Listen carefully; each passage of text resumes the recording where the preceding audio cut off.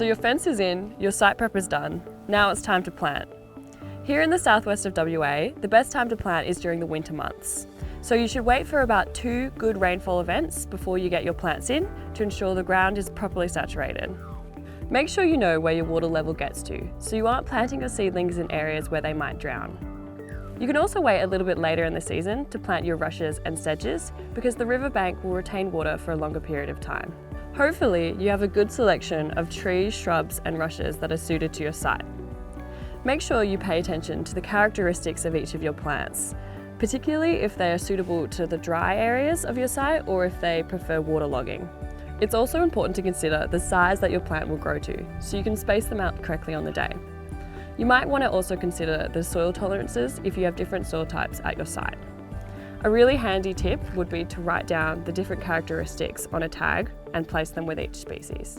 Remember, trees are going to grow to a really large area, so make sure you keep them off your fence lines or any areas you want for access. A good rule of thumb is about 10 to 20 square metres or 6 to 10 metres apart. For your shrubs, you can plant as dense as 1 per square metre, and for rushes, about 4 to 6 per square metre.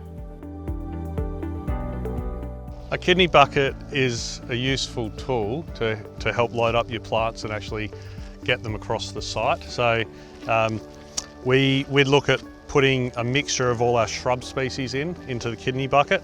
So you want to load it up if you've got a long way to walk and you've got a big area to access. It's important to utilise all the space in the kidney bucket. You don't want to load it up so much that it's heavy to carry, but generally we'll just place one way. We tend to put all the bigger, more robust plants at the bottom, and any smaller, more delicate plants we put on the top, and it just helps protect them.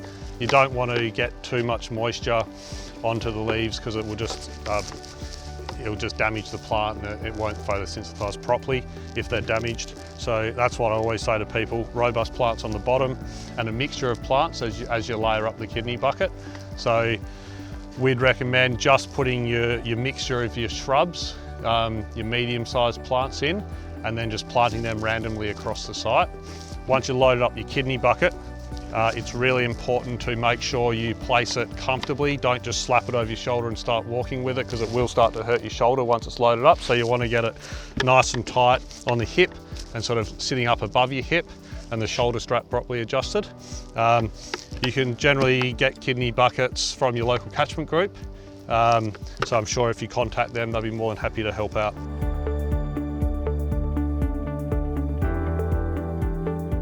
Now that we've got our augered hole at a depth of about 2 to 250 millimetres, we can think about putting the plant into the ground.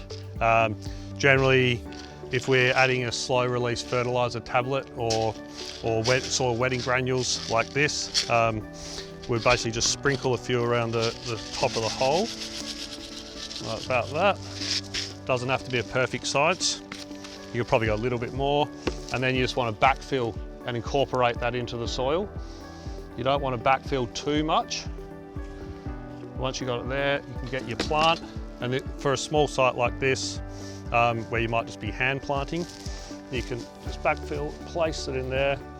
So you don't really need to tease out the roots too much for native plants, unless they're really, really root bound. In this case, it's a nice healthy plant. It looks pretty good, so you can just place it into the soil. Decent depth. The key thing is the compaction. So you'll basically just fill the soil, making sure no air can get around the root ball. Generally firmly press it down. We like to leave a little well to help capture the water after it's planted, and just a nice little finish like that, so when it rains the water will run in. Especially important in the spring months.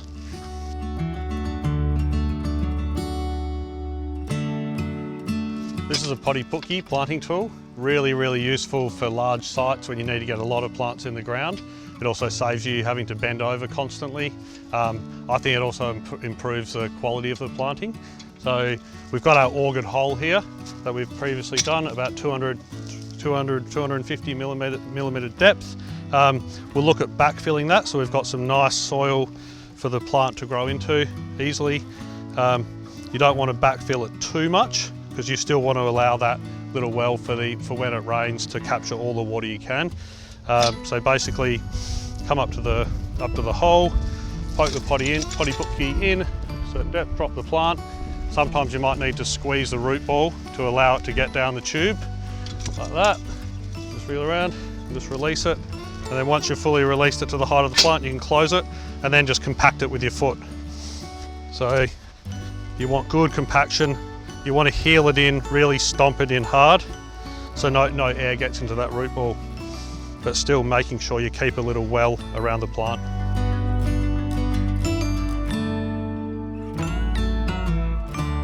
Another option if you don't have a larger petrol drill is to just use a normal drill with a lithium battery. I believe this auger attachment can just be purchased from Bunnings, so it's still a good idea rather than having to use a shovel to break the compaction to plant every seedling. So quite simply, just place it on the end of your drill and then like that. Perfect. One really important tip is to water your plants on the day of planting. You want to thoroughly saturate your plants. Sometimes we'll add liquid sea salt into the mix, but by watering them on the day of planting, greatly improves the plant establishment, particularly if there's no rain forecast for the next few days. Now that we've planted our seedling, we want to consider what we might need to do to help the plant establish and to reduce the amount of weed competition over time. So if you can't come back to the site and it's a smaller site like this, you might want to look at weed matting or adding mulch to the site. So that will help, I guess, retain moisture for the seedling, especially through the summer months, and also help reduce the amount of weeds that will grow and directly compete with the seedling. So if you can on a small site, water the plant in, especially if there's no rain forecast for a few days. You want to give it like a decent soaking. And once you've done that, you might be able to use a bigger water tank and a bigger pump, so you can do it faster if you've got a site like this along a waterway. Then you can place the weed mat. So you can either do a combination of the mulch and the weed mat, or you can just put the weed mat down like that. Usually you have a pin to hold it in place there.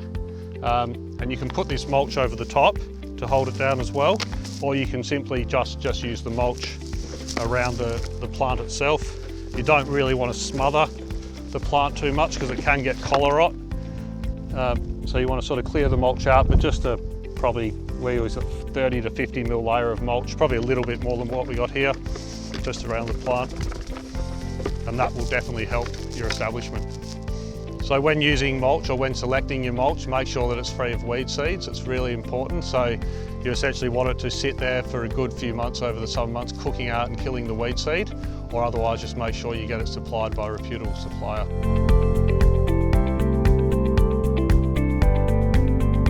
One good option for revegetation work is to consider direct seeding. Direct seeding gives you a really natural look to the work, and sometimes it just complements your seedling planting. Quite often we'll do a direct seeding mix in amongst just planting trees or planting the difficult species, which we call the recalcitrant species. So if you are to look at direct seeding, it's really important to get 2 really thorough, good knockdown weed controls prior to doing that, maybe even 3. And then cultivate the soil. Ripping's fine, you want to do that a few times, and then once you've put your seed mix together, it's really important to scarify or tickle up the surface prior to direct seeding. A lot of people will think they've got to use big machinery to direct seed, but we just hand broadcast it out, essentially just like chicken feed. You just want to throw it up and out, and we mix it with like a clean medium so we get an even distribution. So just clean yellow sand or mulch is fine. But yeah, the most important thing is to be seeding into a clean, weed-free seed bed and get that final scarification, that final bit of disturbance prior to actually throwing out your seed. Direct seeding into the ground works well if you do the right preparation. So number 1, perfect weed control. Right, perfect weed control. Number 2, maybe a little bit of soil prep in terms of harrowing or loosening the surface, depends on the soil type. But then lots of things eat seed. So birds, finches, pigeons, mice, lots of other things eat seed. Ants take the seed and carry it away and bury it. And so one of the problems with direct seeding is seed predation. And I think if people direct seed, they've got to understand that not all of the seed will grow, because some of it will get eaten, some of it will get disease, some of it will be planted too deep or too shallow or blow away. And so it's a numbers game. And if you're direct seeding, you've just got to understand that a lot of the seed won't grow, but it's a very cheap option if you do it well. Once your plants are in the ground, you might want to consider protection for your seedlings. We'll discuss tree guards in our next video.